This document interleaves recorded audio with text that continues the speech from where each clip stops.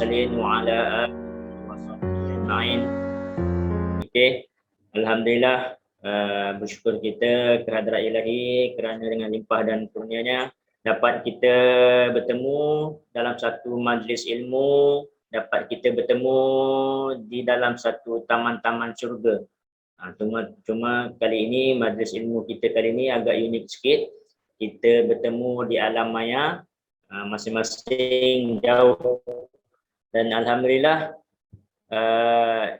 bila di alam maya ni betul-betul tiada batasan. Okay, saya fahamkan kita ada peserta daripada Brunei. Alhamdulillah, masya-Allah. Ada yang jauh, ada yang dekat. Tak kurang juga ada peserta yang dah ikut siri saya 2 minggu lepas dan masuk lagi untuk sesi sebagai ulang kaji. Alhamdulillah, masya-Allah, tabarakallah. Okay. So sebagai peringatan bagi saya, kelas-kelas asas ataupun peringkat 1 ni kebanyakan daripada kita dia menganggap remeh. Dia dah menganggap sebelum ni dah ikut kelas level 1, so next time dah tak nak dah ikut level 1. So dia dah merasa perlu masuk ke level 2 dan sebagainya. Tapi sebenarnya level 1 ni perlu kita ikut 2-3 kali supaya kita betul-betul faham. Okey, betul-betul faham. Sebab kadang-kadang kebanyakan daripada kita dia memerlukan ulangan 2-3 kali baru kita akan faham. Okey. So sebelum saya mulakan dengan lebih lanjut, okey, saya nak share sedikit saya punya biodata.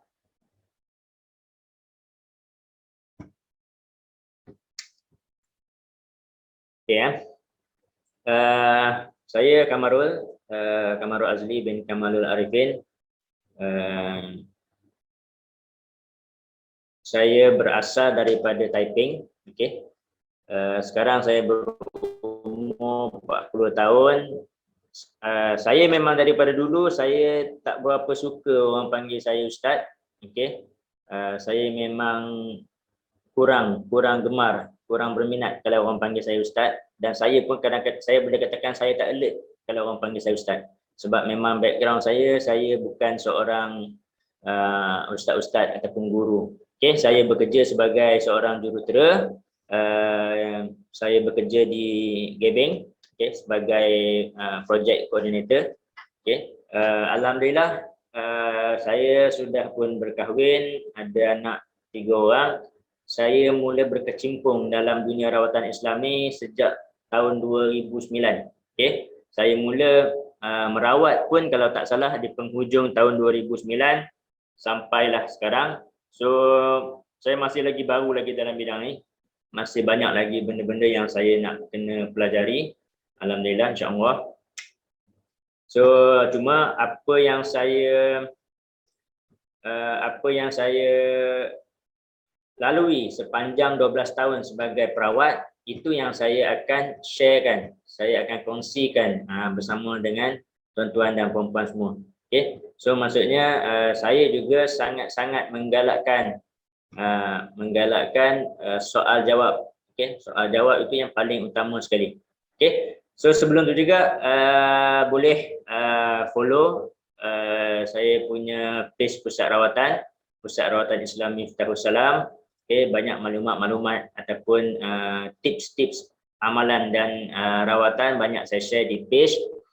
Tak kurang juga saya juga ada upload beberapa YouTube. Boleh juga follow saya punya YouTube channel Kamarul Azli Miftahus Salam, kemudian Instagram Rawatan Islam Miftahus Salam. Cuma yang terbaru saya tak masukkan dalam ni,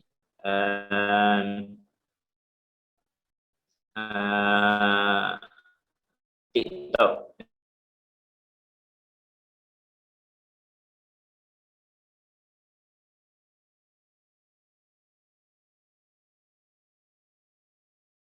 Saya juga menggunakan menu juga.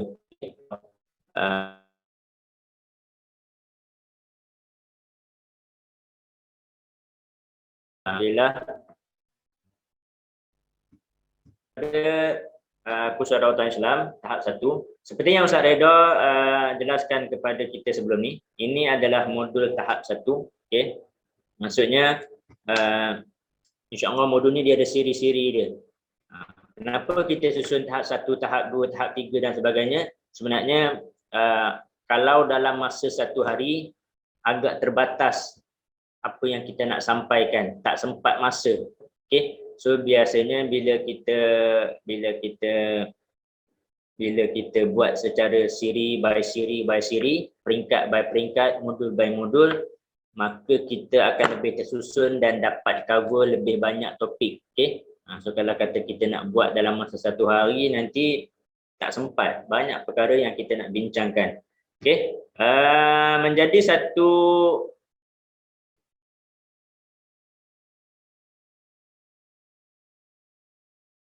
untuk saya ni juga, saya sangat suka kepada soalan. Sebelum saya terangkan juga, saya punya modul-modul apa yang saya jalankan, saya tak terikat dengan modul. Maksudnya jika ada sebarang soalan, teruskan bertanya soalan kepada saya. Boleh tanya soalan di ruangan chat.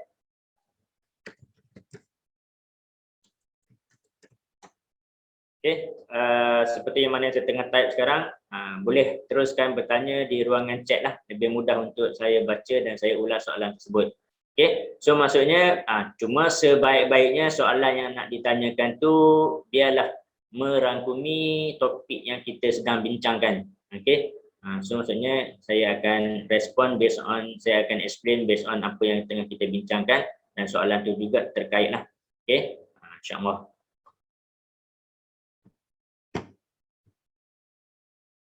Apa yang dilakukan di saat orang yang kita sakit? Ini adalah salah satu apa yang kita kena faham dan sering berlaku.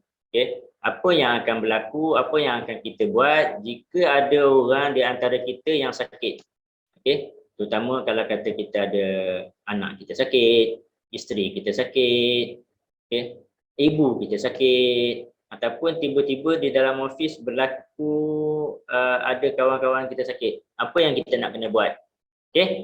So yang ni saya minta respon dulu. Kalau ada orang sakit, apa yang biasanya kita akan buat? Siapa yang kita akan jumpa dahulu? Boleh respon dahulu. Saya nak tengok sikit respon. Kalau saya seorang-seorang dia cakap pun tak ada juga ni. Jika ada yang sakit, apa yang kita selalu buat? Siapa yang kita selalu jumpa? Ini dulu saya nak tahu. Ada jawapan? Puan Ruzi tak boleh jawab lah. Puan Ruzi dia dah masuk kursus saya sebelum ni. So dia tak boleh jawab lah. Puan Ruzi tak boleh jawab lah. Puan Ruzi kena bagi jawapan yang lain lah. Coach, kita jumpa doktor dulu lah coach. Kalau dah sakit. Macam mana? Kalau sakit, kita jumpa doktor dulu. Kita cari Betul. biasa macam juga. kan? Boleh. Siapa yang cakap ni tadi? Tak dengar, tak nampak. Ruzi coach. Oh, Ruzi. Kak Ruzi dia dah tahu jawapan.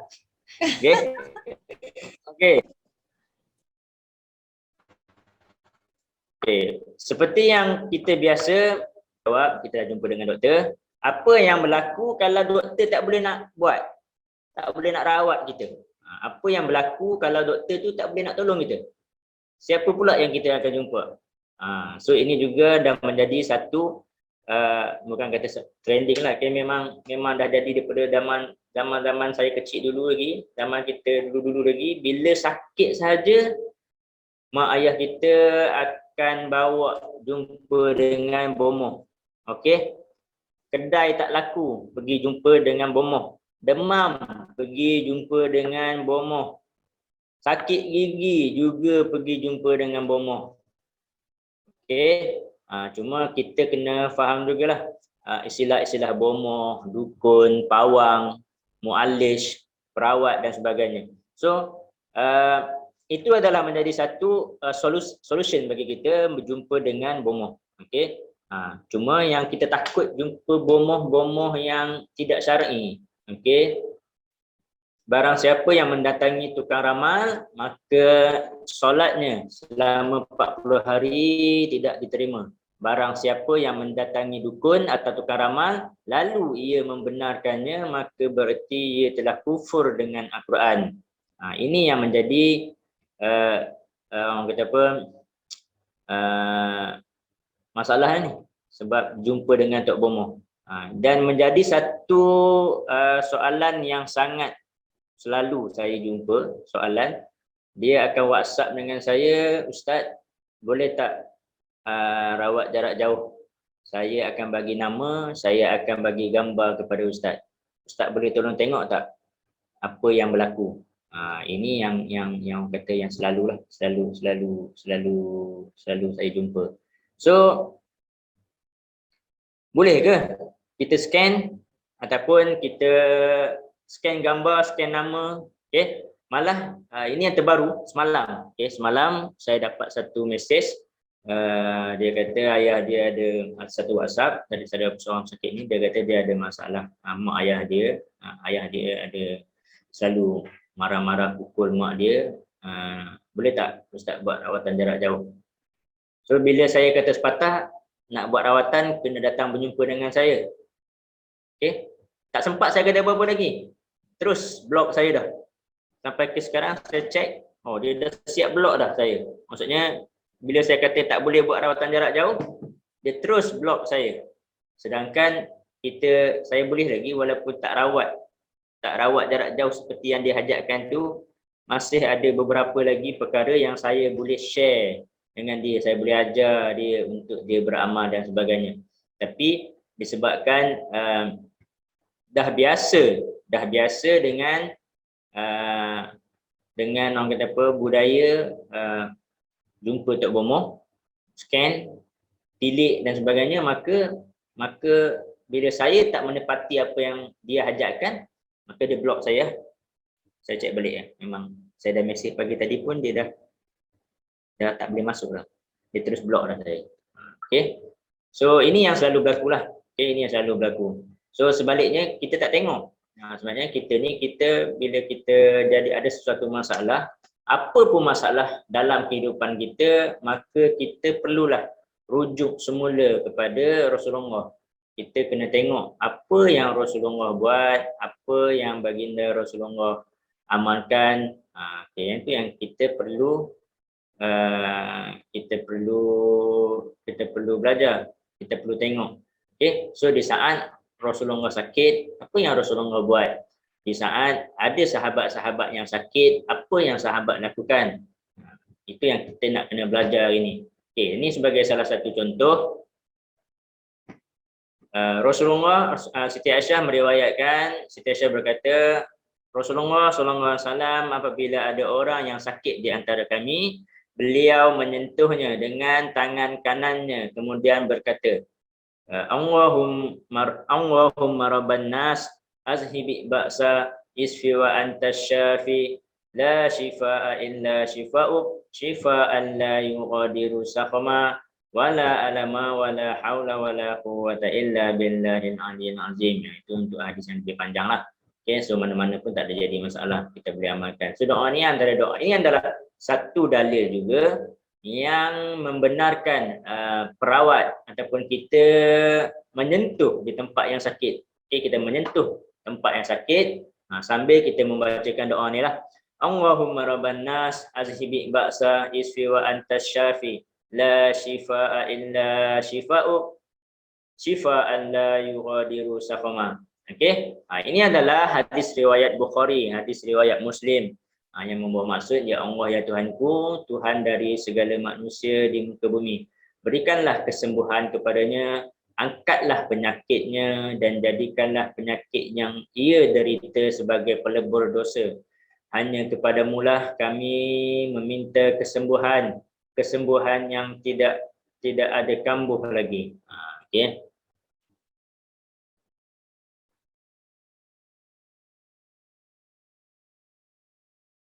Okey, ini antara yang kita kena faham. Okey, sekejap. Okey, kalau ada soalan boleh terus bertanya. Kalau ada soalan boleh terus bertanya.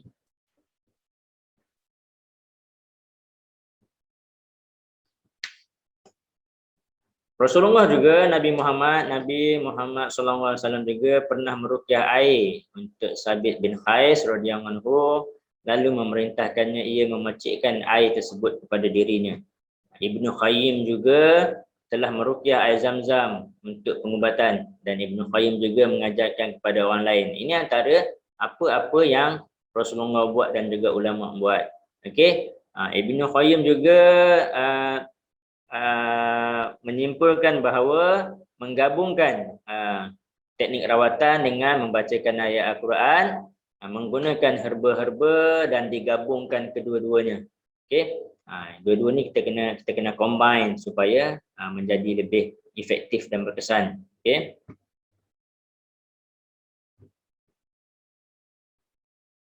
Okey, secara umumnya ruqyah syar'iah dia ada dua. Dia terbahagi kepada dua, iaitu ruqyah syar'iah, iaitu daripada ayat-ayat Al-Quran, doa-doa Nabi, di mana doa ruqyah syar'iah ni menggunakan bahasa-bahasa yang kita faham. Kita tidak menggunakan juga barang-barang ataupun benda-benda yang syirik. Manakala ruqyah syirkiyah, dalam ruqyah syirkiyah ni terkandung mentera-mentera, jampi serapah, okey, ataupun syair-syair yang melalaikan, okey, di mana syair-syair tersebut juga tidak kita ketahui maksud dia, kita pun tak faham apa maksudnya, dan dia juga akan bertambah dengan benda-benda kesyirikan. Dia menggunakan tangkal-tangkal, azimat, darah, meminta sembelihan binatang dan sebagainya. Okey. Ini antara yang kita kena fahamlah, dua jenis ruqyah. So ruqyah ni secara umum dia boleh terjadi kepada dua-dualah. Ruqyah syar'iah, ruqyah syirkiyah. Sebab itulah kalau perawat-perawat Islam kebanyakannya dia akan meng-highlightkan term dia tu, ruqyah syar'iah, ruqyah syar'iah. Okey, insya-Allah kita teruskan. Okey, dalil Al-Quran dan hadis. Okey, ini adalah surah Al-Isra ayat 82, wa nunazzilu minal Qur'ani ma huwa syifaa'un wa rahmatun lil mu'minin. Ini merupakan salah satu daripada ayat syifa. Okey, dan kami turunkan Al-Quran suatu yang menjadi penawar dan rahmat bagi orang-orang yang beriman. So sebab kita semua tahu bahawa ayat Al-Quran ini sebagai penawar, sebagai penyembuh. Kita semua tahu Al-Quran itu satu mukjizat yang agung, tapi kita cuma tahu saja, kita tak boleh nak yakin sepenuh hati. So macam mana kita nak yakin? So kita kena faham dulu. Okey, daripada dalil ni dia menjelaskan bahawa Al-Quran itu dia akan menjadi penawar dan juga rahmat, tapi hanya untuk orang-orang yang beriman. So kita perlulah beriman dan meyakini dahulu bahawa Al-Quran itu sebagai penyembuh. Barulah Al-Quran tadi akan menjadi penawar bagi kita. Okey. Kita boleh tengok dalil yang seterusnya. Ya ayyuhan nasu qad ja'atkum mau'izatun min rabbikum wa syifaa'un lima fis suduri wa hudaw wa rahmatun lil mu'minin. Hai manusia, sesungguhnya telah datang kepadamu pelajaran dari Tuhanmu dan penyembuh bagi penyakit-penyakit yang berada di dalam dada, serta petunjuk serta rahmat bagi orang-orang yang beriman. Sekali lagi, kata kunci bahawa Al-Quran itu sebagai penawar dan juga penyembuh hanyalah kepada orang yang beriman. So kalau kita tak beriman dengan Al-Quran, maka ayat Al-Quran tadi tak akan menjadi penyembuh. Kalau kita tak yakin dengan ayat-ayat Al-Quran, ayat Al-Quran tadi tak akan menjadi penyembuh. Kurang power dia. So macam mana kita nak beriman? Macam mana kita nak beriman? Perlulah kita kena ada ilmu. Kalau tak ada ilmu, kita tak faham. Okay? Bila kita ada ilmu, maka kita akan faham. Bila untuk ada ilmu juga, perlulah kita belajar. Perlulah ada guru. So dengannya ada guru, dengan kita belajar, maka kita akan semakin faham. Bila kita semakin faham, kita akan beramal dengan penuh yakin. So sebab itulah hari ini kita masuk kelas secara online untuk bagi kita faham. Okey. Ada yang bercampur aduk antara ayat Al-Quran dan mentera, yang mana ramai yang tidak memahami. Mereka kira ayat Al-Quran itu sudah benar, tapi tidak tahu yang disediakan itu dalam mentera yang benar. Okey. Ini memang banyak berlaku. Kebanyakan daripada perawat-perawat yang di luar sana banyak yang bercampur-campur. Mereka mencampur adukkan antara kalimah-kalimah Al-Quran dan juga jampi-jampi serapah. So di peringkat awal bila dia orang nak mula menjampi, dia orang akan membacakan ayat-ayat Al-Quran supaya kita yakin. Kemudian di pertengahan jampi mereka akan mula menyelitkan jampi-jampi yang kita mungkin tak dengar secara jelas. Maka kita dengar yang mula-mula tadi saja. So kita yakinlah kononnya. Tapi ini memang banyak perawat yang mengelirukan. Okay. So memang di zaman PKP ni kebanyakan pusat rawatan tidak beroperasi secara berdepan.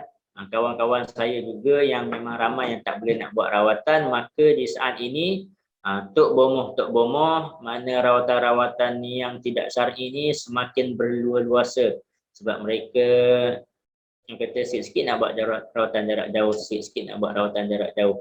Ini semakin banyak berlaku sekarang ni. So tolong hati-hati. So insya-Allah hari ini kita akan belajar secara basic apa itu tok bomoh, macam mana ciri-ciri dia, perawat yang tidak syar'i, supaya kita ada sedikit ilmu, maka boleh kita sebar-sebarkan dan berkongsi dengan kawan-kawan kita yang lain lagi. Okey. So kalau ada soalan boleh terus chat dengan saya juga. Tak ada masalah. Saya lebih suka orang bertanya sebab supaya banyak benda yang jampi yang macam mana. Okey, jampi ni kita kena tengoklah. Macam saya cakap tadi, bahasa-bahasa yang kita tidak faham. Contohnya macam orang kata mambang putih, mambang biru, wahai si mambang. Apa yang kita tengok, kita dengar dalam cerita Piramli itu, sebenarnya ada pengajaran kat situ. Itu adalah contoh-contoh jampi serapah. Okey, kalau kebanyakan jampi-jampi ni dia seolah-olah sekali imbas macam puisi-puisi yang kadang-kadang ada unsur-unsur pemujaan. So kita kena perhalusi jugalah. Cuma kadang-kadang kalau saya biasa tengok tok-tok di sebelah pantai timur, di belah Kelantan, sebelum dia orang nak mulakan rawatan tu, dia orang ada bahasa-bahasa dialek dia orang. Contohnya, wahai jin tanah, aku tahu asal usulmu kerana kamu datang sekian-sekian dan kamu datang. Dia banyaklah. Ini antara contoh-contoh lah. Tak apa, insya-Allah nanti ada slide yang seterusnya nanti. Okey.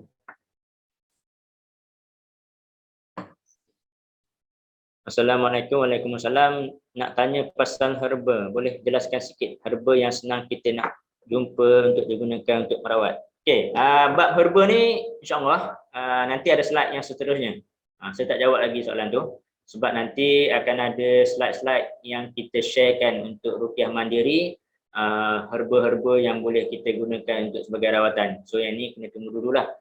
Okey, untuk Puan Aini satu ni saya tunggu dulu . Untuk Tuan Syah Nizam, jampi yang macam mana tu kita kena tengok bahasa dia. So syarat dia tadi ni. Okey. Bahasa dari mentera perdukunan syair-syair yang tidak jelas maksudnya menggunakan benda-benda kesyirikan. Kebanyakan tok bomoh ni dia akan menggabungkan perkara-perkara ni. Okey, dia akan menggabungkan perkara-perkara ni lah. Macam mana nak tahu diri kita dijampi? Soalan tu saya tak faham sikit. Macam mana tahu kita dijampi ataupun kita terkena sihir ke ataupun kita sakit ke macam mana? Soalan Puan Azizah tu saya kurang faham. Boleh jelaskan lebih sikit?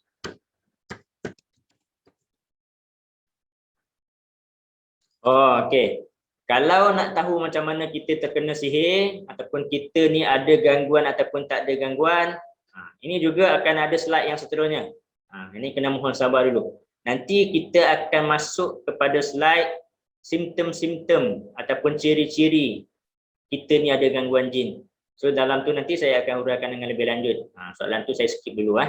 Okay, soalan ni saya skip dulu. Nanti akan ada slide. Soalan pasal herba juga akan ada slide. So kita skip dululah. Okay. Boleh terus tanya soalan. Cuma yang mana yang soalan ataupun jawapan tu ada di slide-slide yang seterusnya, saya akan skip dululah. Saya akan proceed dulu. Daripada surah Ar-Ra'd, sekiranya ada satu bacaan kitab suci dengan bacaan itu gunung-gunung dapat digoncangkan atau bumi dapat terbelah, atau oleh kerananya orang yang sudah mati dapat berbicara, tentu itu adalah Al-Quran. Sebenarnya segala urusan itu adalah kepunyaan Allah. So kita kena yakin bahawa tiada satu orang pun yang boleh lawan ayat suci Al-Quran. Kita kena yakin bahawa sesungguhnya ayat Al-Quran itu sebagai penawar. Ini antara dalil-dalil ataupun apa yang pernah sahabat lakukan. Apa yang sahabat lakukan, ini kisah riwayat Abu Sa'id Al-Khudri telah meruqyah satu kabilah, ketua kabilah yang terkena gigitan haiwan berbisa. So Abu Sa'id Al-Khudri ini telah membacakan surah Al-Fatihah, kemudian meludahkan di tempat yang kena sengatan. Kemudian dengan takdir Allah, dengan izin Allah, sembuh ketua kabilah tersebut. Kemudian dihadiahkan dihadiahkan kambing, kalau tak salah saya 30 ekor kambing. Lalu disampaikan kepada berita tersebut kepada baginda Rasulullah. Lalu Rasulullah menanyakan kembali kepada sahabat tersebut, macam mana kamu tahu Al-Fatihah itu ruqyah? Kemudian baginda menyambung, sesungguhnya itu kalian benar. So buatkan untukku satu bahagian bersama kalian. So kemudian Rasulullah juga mengambil sebahagian daripada kambing tersebut. Ini antara apa yang berlaku pada sahabat. So Al-Fatihah itu juga boleh kita gunakan sebagai terapi ruqyah. Sebab tu kalau orang tanya saya, bila saya nak buat kelas, orang akan bagi tahu, kata saya tak pandai baca ayat Al-Quran Ustaz. Macam mana saya nak masuk kelas, Coach? Saya tak pandai baca ayat Al-Quran, saya tak mahir. So soalan saya simple saja. Awak boleh baca Al-Fatihah? Mestilah boleh baca Al-Fatihah. Boleh baca 3 kul, ayat muawizat? Boleh. So itu adalah seminimum basic, seminimum asas yang kita boleh gunakan. So tak semestinya kita nak baca surah Al-Baqarah untuk ruqyah. Tak semestinya kita nak bacakan keseluruhan surah Al-Mulk untuk ruqyah. Ataupun kita nak baca keseluruhan surah Yasin. So jangan kita memberatkan keadaan diri kita. So ruqyah ni dia ada banyak kaedah, banyak pendekatan. So bagi orang yang baru nak berjinak-jinak dalam rawatan Islam, maka kita perlu dekatkan mereka dengan amalan-amalan yang simple, dengan kaedah-kaedah yang mudah. Jangan terus jam kepada amalan-amalan yang berat. Nanti dia rasa ruqyah itu menjadi satu bebanan. So bila kita cakap kat dia, kalau sakit kepala pun boleh. Baca je Al-Fatihah sambil tepuk-tepuk kepala. Baca je surah Al-Fatihah sambil usap-usap kepala. Sakit dada, sesak nafas, boleh baca surah Al-Fatihah, usap-usap di bahagian dada. So saya yakin Al-Fatihah, ayat kursi dan 3 kul ni antara ayat yang paling asas dan saya boleh yakin semua orang hafal. So insya-Allah dengan ayat-ayat yang sangat-sangat simple, yang basic ni pun kita dah mampu untuk buat ruqyah. Cuma kita kena belajarlah lebih mendalam lagi. So jika kita berminat, sambung lagi, tambah lagi. Okey. Ada soalan yang seterusnya boleh tanya juga. Okey, ini juga salah satu riwayat juga, Rasulullah sallallahu alaihi wasallam telah meruqyahkan pemuda gila. Okey, Rasulullah telah membacakan ayat-ayat yang ada dalam senarai itu. Kemudian selepas selesai habis baca ayat itu, pemuda tersebut berdiri seolah tidak pernah sakit sebelumnya. Okey, ini pemuda yang gila. So sebab tu penyakit-penyakit yang macam gila, mental, emosi, penyakit-penyakit yang melibatkan psikologi sangat-sangat berkesan dan efektif bila kita membacakan ayat-ayat ruqyah, ayat-ayat Al-Quran.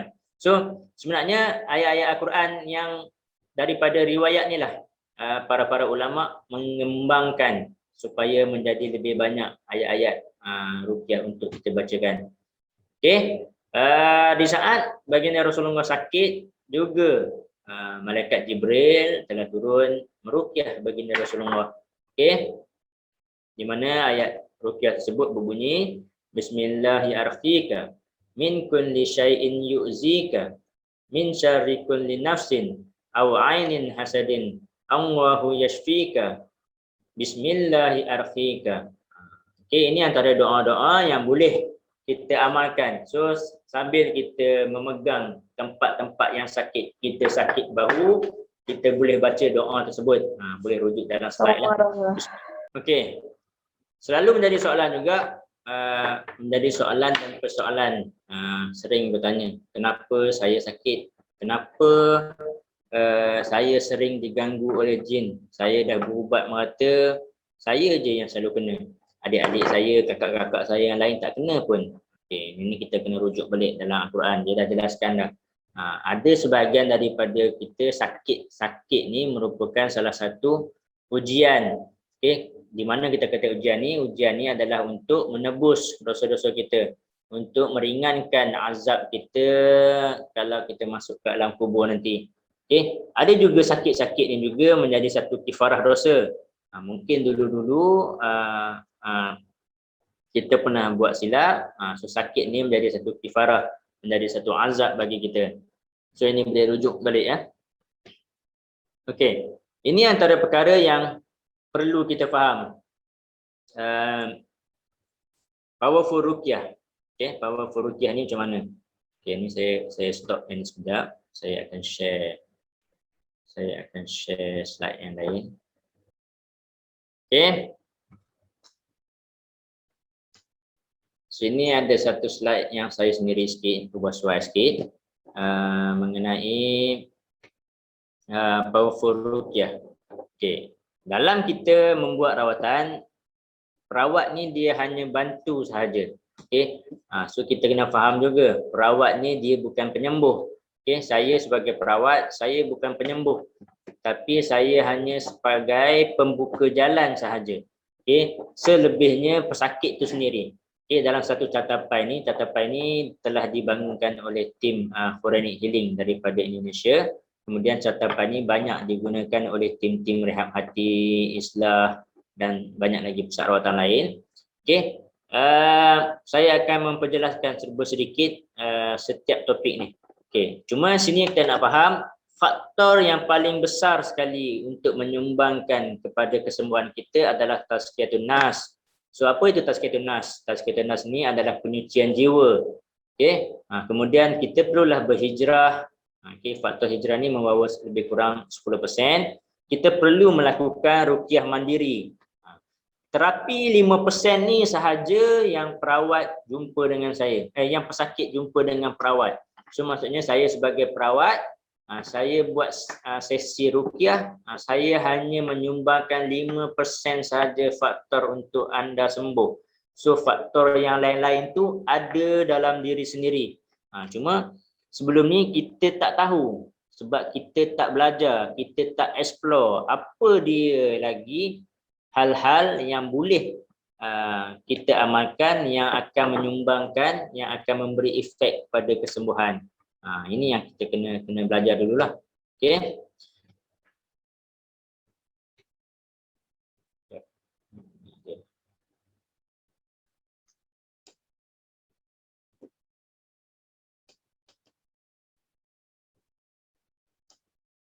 Okey, apa itu tazkiyatun nafs? Okey, tazkiyatun nafs ni dia adalah penyucian jiwa, okey, daripada kotoran-kotoran hati. So, apa yang kita boleh buat untuk menyucikan jiwa kita adalah dengan bertaubat. Okay, bila kita buat solat taubat, kita menyesali setiap dosa-dosa kita. Mungkin di saat kita sakit dulu, kita pernah berjumpa dengan Tok Bomoh, kita ada ambil tangkal-tangkal. So mungkin dulu kita masih tak ada ilmu, maka kita berubat saja dengan siapa-siapa yang orang kata boleh berubat. Okey, kemudian juga cara lagi untuk kita membersihkan jiwa kita, membersihkan hati kita adalah dengan memberi ampun. Okey, kita kena mengampunkan, memaafkan orang-orang sekeliling kita. Okey, sama ada orang tu, sebab semalam pun sama juga, ada seorang pesakit ni dia mesej saya, dia kata macam mana nak buat ada seseorang ni, si fulan ni dia selalu menyakiti hati saya. So apa yang saya perlu buat terhadap dia? So apa yang kita boleh buat? Kita kena ampunkan dosa-dosa dia. Okey? Kita kena tegur dia walaupun dia pernah menyakitkan hati kita. Kita kena berbuat baik. Kita kena menunjukkan contoh-contoh yang baik. Okey, ini antara apa yang kita boleh buat lah. Okey? Untuk menyucikan jiwa kita. Okey, lagi kita kena belajar untuk menjadi reda dan bersyukur. Okey. So Ustaz Reda ni dia paling reda sekali lah sebab nama dia pun dah reda dah. Okey, Ustaz Reda antara orang yang paling bersyukur sekali lah sebab nama dia pun telah mendoakan supaya dia reda. Okey, so kita kena faham sakit ni sebagai satu ujian. Kita kena belajar mensyukuri nikmat Allah. Okey, satu perkara yang saya selalu bagi tahu, nikmat yang paling besar bila kita sakit. Okey, salah satu hikmah yang paling besar kita sakit inilah tuan-tuan dan puan-puan dapat duduk bersama dengan saya di majlis ilmu ni. Okey, ini adalah salah satu hikmah paling besar. Kalau tak sakit, kalau tak kena sihir, kalau tak kena ganggu jin saka, tuan-tuan dan puan-puan tak belajar rawatan Islam. Tuan-tuan dan puan-puan tak akan ada rasa keperluan untuk terus belajar kenal Al-Quran. Okey, ini adalah hikmah paling besar sekali. Okey, antara perkara lain yang kita boleh buat untuk menyucikan diri kita, buat qiyamul lail, kita bersedekah, okey, kita muhasabah diri, membaca ayat Al-Quran dan puasa. Okey, sebenarnya topik tazkiyatun nafs ni dia panjang. Topik tazkiyatun nafs ni dia panjang. Kalau kata dengan modul Ustaz Heri tu hampir separuh hari ataupun dekat-dekat sehari topik tazkiyatun nafs sahaja. So cuma sebab kita punya modul kita ni hanya ambil masa sehari, so kita skip sikit lah. Okey, kita skip dulu Okey, hijrah juga menjadi satu faktor penyumbang yang terbesar juga untuk kesembuhan diri. Okey, bagaimana kita nak sembuh, kita memperbaiki amalan kita. Kalau dulu kita solat selalu tertinggal, maka sekarang kita perlu buat perubahan untuk kita kembali tunaikan, ganti balik, qada balik semua solat-solat yang tertinggal. Kalau dulu kita solat di hujung-hujung waktu, maka sekarang kita perlu berhijrah, memperbaiki. Okey, semua orang ada buat silap. Okey, saya pun ada zaman gelap saya, orang kata. Okey, setiap orang dia ada sejarah hitam dia. Zaman-zaman dia jahil dan sebagainya. So, yang dah lepas tu lepas. So, sekarang kita dah telah diuji oleh Allah sakit, maka sakit tu menjadi satu asbab titik permulaan untuk kita belajar memperbetulkan diri. Okey. Kemudian terapi ruqyah, rawatan ruqyah oleh perawat. Seperti yang kita cakap tadi, dalam carta ni tadi, hanya 5% sahaja yang menyumbangkan kepada perawat. Tapi yang 5% ni lah kita duk cari perawat, duk cari ustaz yang handal, duk cari perawat yang hebat, duk cari perawat yang mahir. 5% saja, sedangkan kita tak explore lebih banyak persentage, lebih banyak peluang untuk kita merawat diri kita. Okey. InsyaAllah dalam slide ni nanti kita akan sharekan ruqyah mandiri putaran tawaf, kita akan sharekan cara nak buat air jampi, kaedah berendam, kaedah terapi MP3 ruqyah, herba sunnah. Nanti kita akan share dalam slide yang seterusnya. So yang sebab tadi soalan yang bahagian herba tu nanti kita akan sambung di dalam slide yang seterusnya. Okey. Okay, ada soalan lain sebelum saya masuk kepada slide-slide yang seterusnya lain? Kalau ada soalan boleh share, boleh bertanya.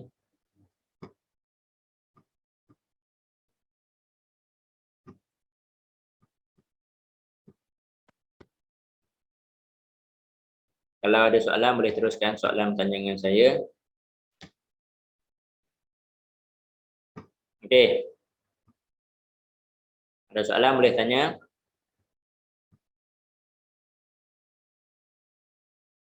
Kalau tak ada soalan, saya akan teruskan. Ada orang tak ni? Kelas online ni dia... Ada coach, ada soalan tu coach. Boleh? Kat ruang chat. Okey. Adakah memberi kesan kepada rawatan jika pesakit seperti tak beradab dengan perawat? Ya. Okey. Bab ni juga cuma kesan ni dia tak adalah faktor yang besar. Okey, tapi saya terus terang saya cakap pengalaman saya ramai pesakit ni saya terus cakap dia tak ada adab. Okey, dia tahu dia nak sembuh saja. Dia tahu dia nak sembuh saja. Sebenarnya inilah masalah hati. So kalau kata tak ada adab ni sebenarnya dia termasuk dalam topik tazkiyatun nas. So penyucian jiwa. So macam mana dia nak sembuh? Macam mana dia nak pulih 100% kalau dia sendiri pun tak ada adab? Macam mana dia nak pulih? Macam mana dia nak sembuh 100%? Dia adab dia dengan perawat macam mana? Okey, macam mana cara dia tegur perawat? Okey. Saya rasa macam Kak Ruzi, Puan Ruzi dia dah pernah WhatsApp saya. So bila setiap pesakit yang pernah WhatsApp saya, Puan Ruzi memang faham akan ada automatic pop-up daripada WhatsApp saya bertanyakan nama, alamat ringkas dan umur. So memang menjadi satu habit saya lah. Selagi tak kenalkan diri, tak jawab 3 soalan tu, saya tak akan berurusan dengan dia. Saya nak tahu dulu nama dia, saya nak tahu dulu alamat tempat tinggal dia lebih kurang, dan saya nak tahu dulu umur dia untuk saya save nombor tersebut dan sebagai rekod saya. So kalau nak kenalkan diri ni pun satu masalah yang besar bagi pesakit. Tu terang saya cakap, nak kenalkan diri pun dia tak boleh. So macam mana? Macam mana orang kata nak sembuh kalau hati dia ada rasa ego? Kalau tak kenalkan diri tak boleh ke Ustaz? Memang boleh tak kenalkan diri, tapi inilah adab kita. Kita nak minta tolong. Okay. Seorang pesakit dia nak minta tolong dengan perawat. So saya sebagai perawat nak bantu. Takkanlah nak kenalkan diri, nama pun tak boleh, nama tempat pun tak boleh. Sebab misalnya saya memang akan save hampir ke semua nombor-nombor pesakit saya. Dan saya akan save nama tu ikut lokasi dia. So contohnya macam Puan Ruzi Ali, dia pernah berurusan dengan saya akan save Puan Ruzi tinggal di Duta Mas pesakit saya. Ustaz Reda, saya save dia Ustaz Reda tim Islah. So supaya rekod saya senang. Tapi kalau kenalkan nama pun tak boleh, so agak-agak macam mana nak sembuh? Okey. Seperti yang saya cakap tadi, ada pesakit yang terus blok saya. Bila dia nak buat rawatan jarak jauh, kemudian saya kata kena datang jumpa berdepan, terus blok saya. So agak-agak kalau saya berurusan dengan dia dan ruqyah dia, agak-agak dia boleh sembuh 100%. Dia tak akan sembuh 100%. Kalau dia sembuh daripada sakit pun, hati dia masih tak sembuh. Okey?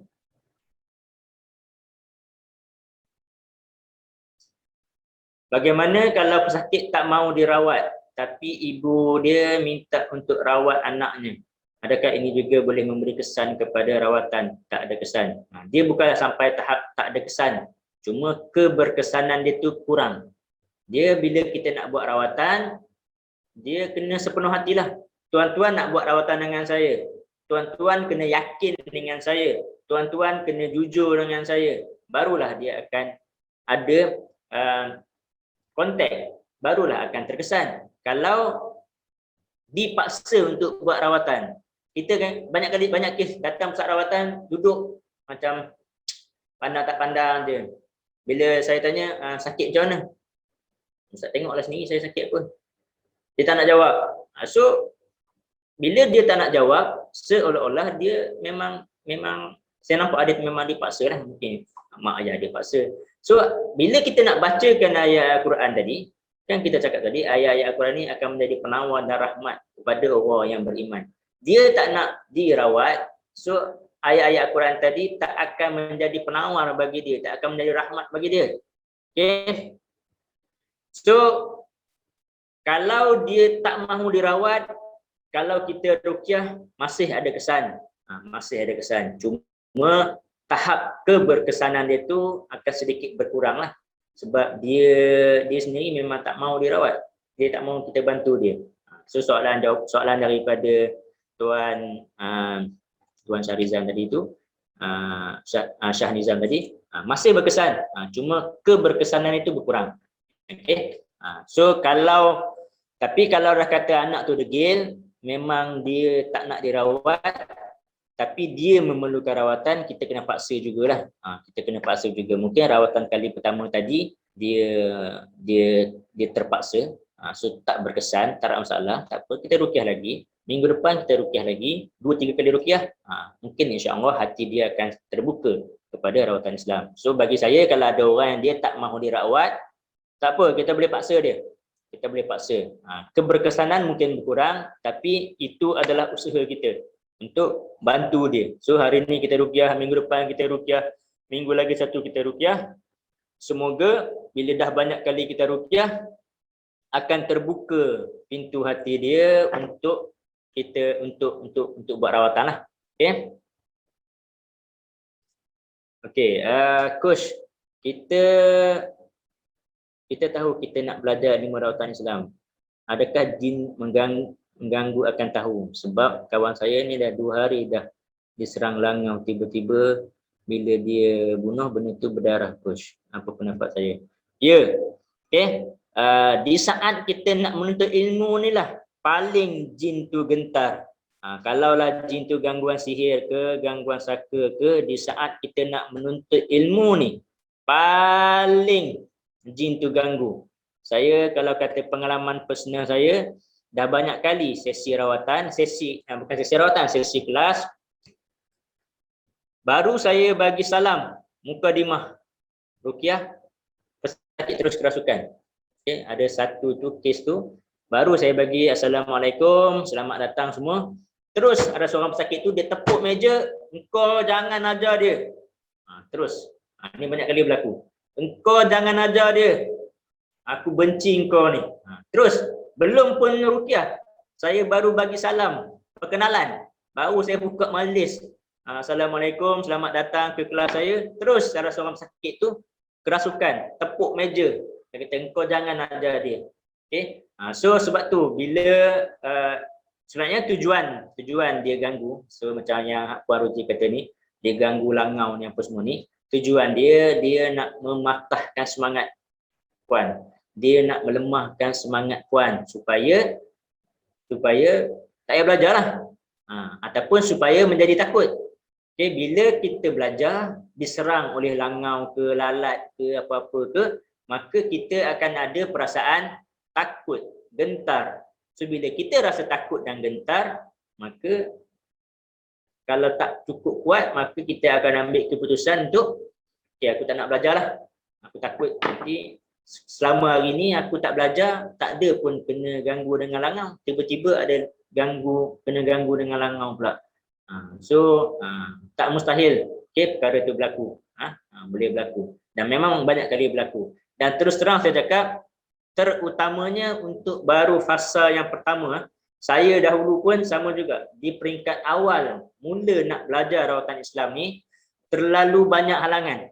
Okay, terlalu banyak halangan. Nak pergi belajar jauh, nak belajar, nak kena bayar yuran RM80. RM80 tu rasa mahal. Tambang nak pergi tak cukup, tak ada duit. So semua benda-benda tu dia akan menjadi satu bisikan-bisikan di hati kita, di telinga kita supaya jangan pergi belajar. Itu saja. Matlamat utama syaitan tersebut nak halang kita daripada belajar. So apa yang kita perlu buat? Tekadkan dalam hati kita, niat betul-betul, ya Allah, aku nak belajar. Niatkan, tanam dalam hati, ya Allah, aku nak belajar sungguh-sungguh ilmu rawatan Islam ni. Ya Allah, maka engkau permudahkan urusanku, ya Allah. Engkau bantu aku, ya Allah, untuk aku belajar ilmu ni dengan lebih mendalam. Kita kena tekad betul-betul. Okey, setakat ganggu-ganggu langau-langau tu, boleh abaikan saja. Teruskan. Okey? Boleh faham? Ada soalan lain?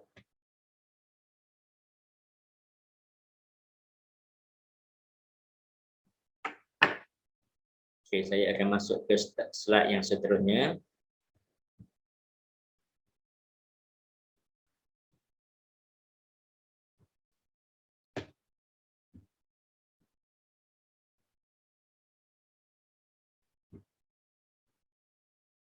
Okey ya. Boleh nampak slide ni ya. Ini antara kejap.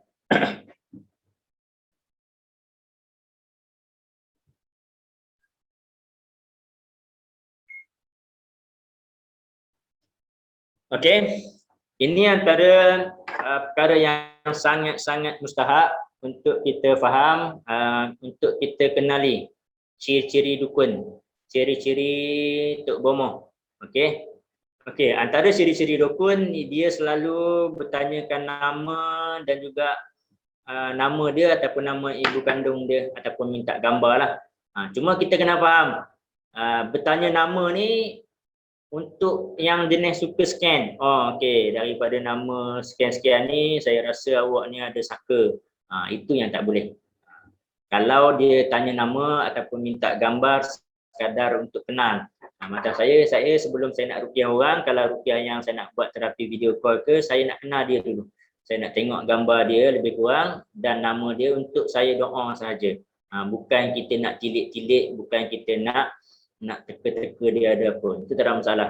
Okey, kebanyakan Tok Bomoh juga dia selalu akan bertanyakan tarikh lahir. Tarikh lahir dia akan selalu kira-kira tarikh lahir. Kalau biasanya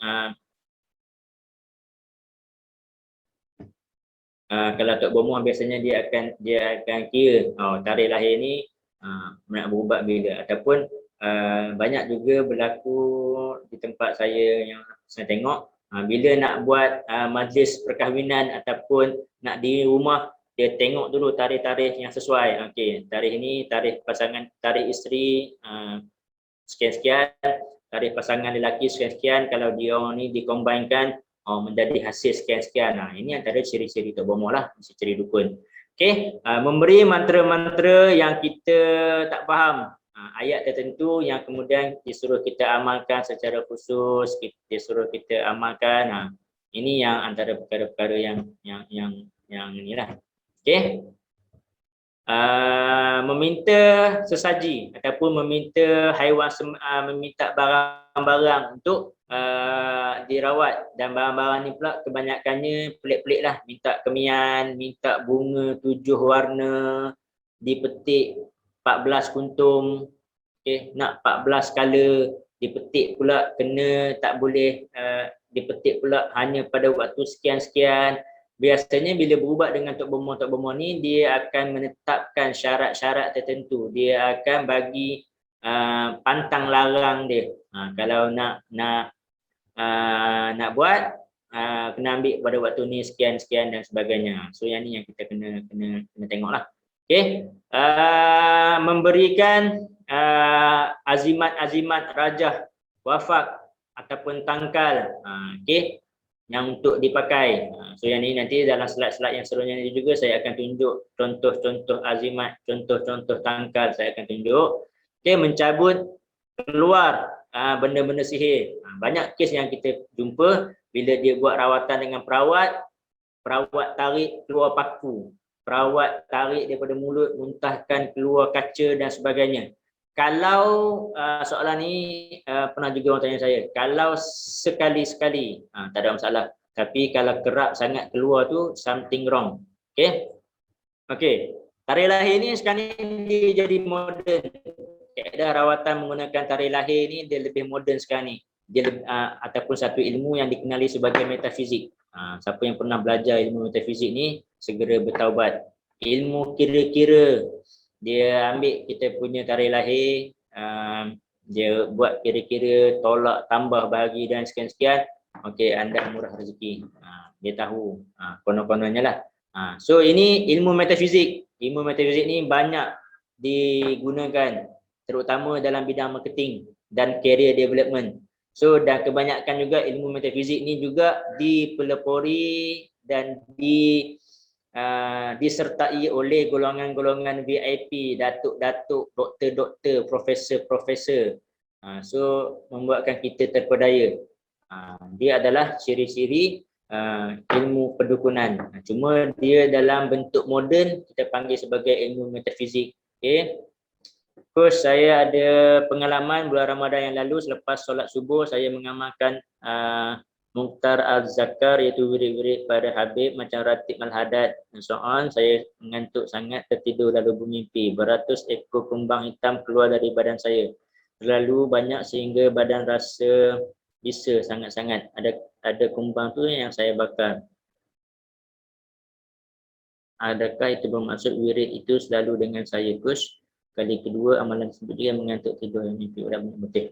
Okey, kita kena faham. Okey, bila kita beramalkan apa-apa zikir, apa-apa wirid, so segala zikir-zikir dan wirid-wirid ni dia mempunyai khafiat-khafiat ataupun mempunyai pengaruh kesan. So bagi syaitan dan iblis ni dia memang tak akan suka kita berzikir.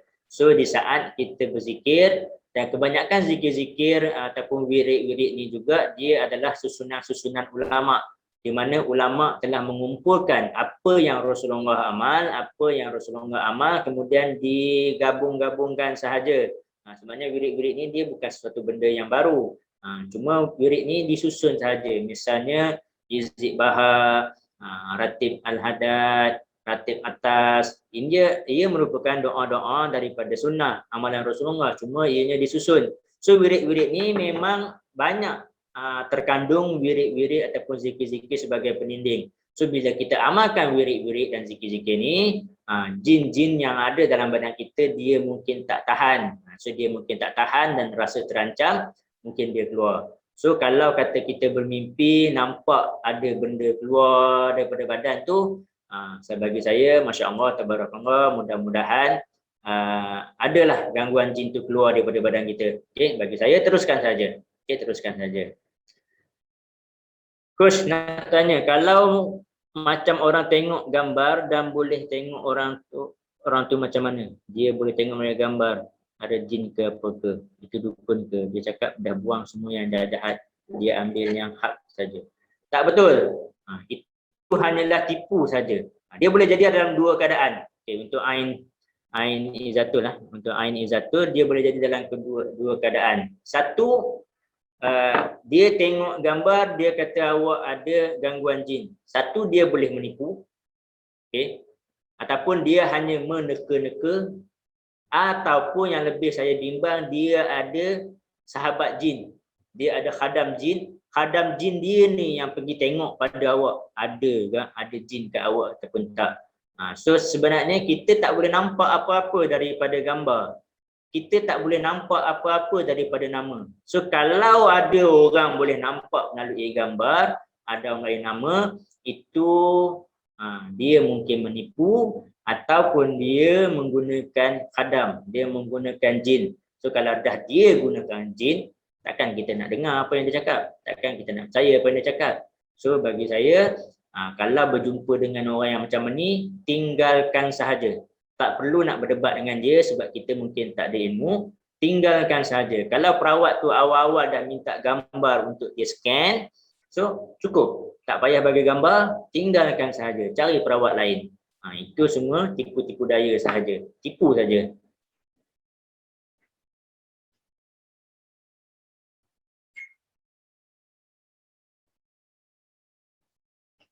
Okay, so soalan Ain tadi saya jawab. So kita tak boleh tahu daripada gambar. Tipu je. Itu adalah ciri-ciri Tok Bomo lah. Ciri-ciri Tok Bomo. Cuma sekarang ni kita cakap banyak Tok Bomo yang berserban. So kita rasa macam dia tu ustaz. Okay, dia tu betul. Soalannya seterusnya, metafizik. Okay, metafizik tu memang banyak. Metafizik, saya tu sahaja cakap, terlalu banyak bab-bab motivasi ataupun marketing yang banyak mencampur adukkan antara ritual-ritual dia orang tu dengan ritual-ritual yang boleh membawa kepada syirik.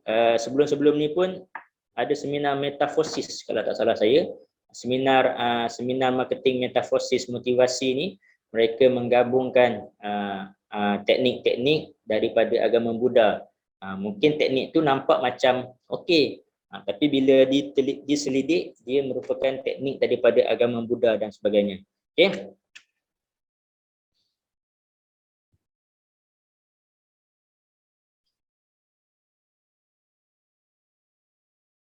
Okey, bagaimana kalau yang menggunakan kaedah pernafasan dan asma? Membaca Al-Fatihah, bismillah, kemudian dalam hati menarik jin. Soalan saya, kita boleh ke tarik jin?